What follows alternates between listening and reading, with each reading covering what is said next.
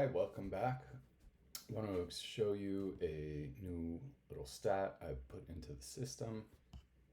If you're not familiar with the interface in general, you can just click this little see how it works, and I'll go over some of the basic features. Um, some things look a little complicated, but it's actually not. It's very simple, and you can go over it if you click on that. There's another video displaying that stuff. In this particular video, I just want to get into some uh, little small updates, but I think will help a lot when you're selecting games. One thing I like to look at is historical performance. So I've added in 2022, 2023 stats for offense and defenses. And you can get to those by clicking on the um, team names. Obviously, schemes shift, players come in and out, so those statistics aren't, 100% reliable all the time, but they are very useful in making some determinations. So just to go over them real quick, on the offense side, it's pretty simple. It is just their rank against pass points, rushing points, and receiving points. And a distinction to be made, this isn't quarterbacks per se. Yes, of course, it's likely the quarterback that made these points, um, but it's anybody who passed the ball. So it's just literally how does this team do passing the ball?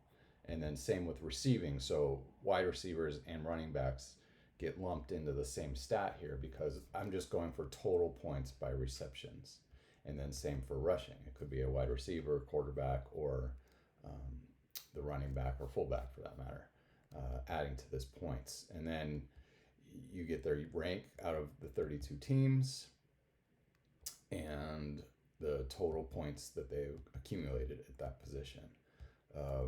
Again, I just kind of want to break down, like, I know obviously like players like Alvin Kamara or people who come out of the backfield a lot will get a lot of reception yards and this, and for me that kind of skews how many points they actually give up to a certain position because some running backs are just predominantly also receivers. So this just gives me a view on where the actual points are coming from overall.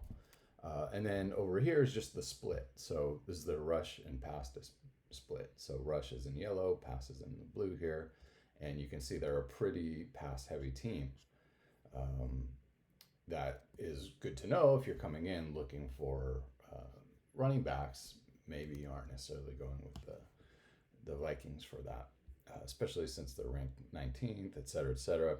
Obviously, they have Dalvin Cook, who I picked first last year, and he's an amazing player. But you know what? He actually didn't perform that well last year. He sure didn't save the rest of my team from horrible picks I made. Anyway, so that's the offensive stat window. And then the defensive stat window is a little bit more interesting. This is their rank against these points. So in terms of passing, again, not quarterbacks, just literally like how many targets, yards through the air, how many touchdowns, and those are primarily it, minus the interceptions. So they've allowed 106 points just purely through air yards and touchdowns. And that puts them almost at the bottom of the barrel. So coming back over here, Minnesota's a pretty highly ranked and predominant passing team going up against Tampa Bay's pretty ineffective pass defense. Also in receptions, they're ranked 21st. So they are prone to giving up points to receivers and quarterbacks. Against the rush, they're quite a bit better. The more interesting stats, or at least more derivative stats, are over here. So this is wide receiver points by tier. So I'm doing this because defenses play different styles, obviously, and they'll buckle down on certain people. And some will try and eliminate their top guy, some will try and eliminate their second guy and just let the top guy do whatever. Obviously, there's more to it. There's slot positions, there's, whatever myriad of different formations they can run. But I thought this was a pretty good way of determining how they approach defending the offense in terms of who they're trying to choke out of situation. So this is what percentage of points go to that person. So wide receiver ones, that's tier ones. That's like Jefferson, Tyreek Hill, DK Metcalf is barely, he's kind of on the cusp of two, probably a two in this case, but I'm using rankings, overall rankings, and using that number to determine which tier. So I'm basically cutting off wide receiver one at rank like 17 to 20. Wide receiver two goes all the way up to about 35, maybe 40, so on and so forth. So this is, if this pie is pretty well distributed, as you can see in this graph where wide receiver points by rank. So even a guy ranked all the way down at 100 might still score 35 points against this team. So this is a good stat for when you're looking for those deeper wide receiver 2, 3, and 4 options. If they do actually give up points to those positions, that's a good target. I'll show you a comparison to like the Jets, for instance. It's rare that anybody ranked low will score this many points. So in terms of like looking for a wide receiver 2 or 3, Minnesota probably has a good selection of people to look at. I mean, obviously Justin Jefferson will always have a good game, but you can look down the list here a little bit and pick out guys who still get their targets. Like Brandon Powell could have a really good game against them because Tampa Bay gives up a lot of points to tier 2 and tier 3 players, even tier 4 practically.